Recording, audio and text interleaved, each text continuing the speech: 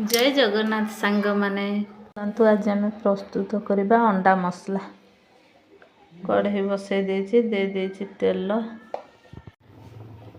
तेल ए ताती जाइए भांगी रखि अंडा को तादेह पकईदे लंका गुंड हलदी गुंड लुण देखु यहीपरी भाव हो जाए। आम आपको नौटेदवा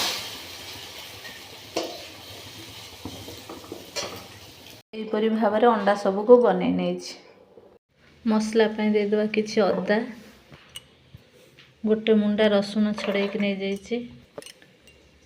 जाइए 6टी काजू गोटे टमाटो को ग्राइंडिंग कर देखु मसला आम रेडी हो जाइए।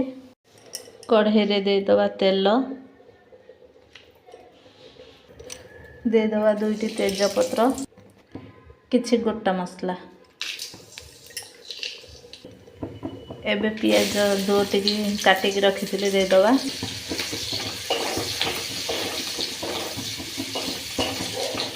देखो ए पियाज हो जाए से देदेवा आम बाटी रखि मसला एबे आम गोलैदवा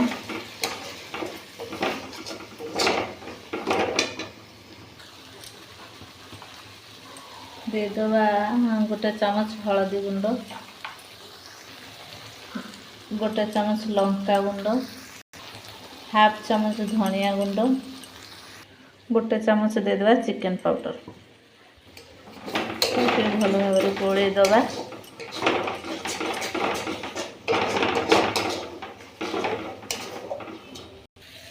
देखो यहीपरी भाव कषा हो गला।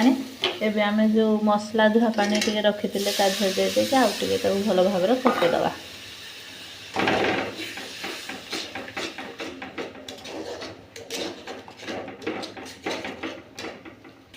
लुण दे नथिले स्वाद अनुसार देदेवा लुण देखंतु एबे हमर मसला हो गलानी। एबे देदेवा तादेरे पानी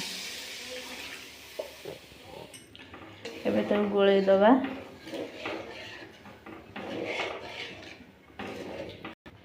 एबे आमे ताको फुटिया पे छाड़ीदवा देखंतु एबे हमर तरकारी फुटिलानी।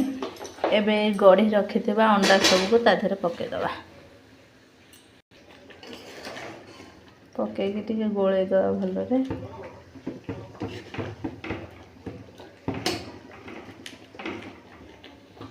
किछि समय पे टिके रखिबा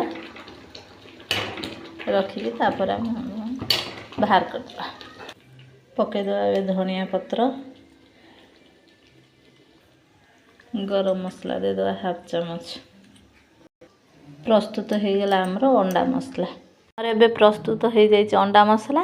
चलतु पुओ को दबा पचारिया कौन है बुबुनु खाई कहलु केमती लगुच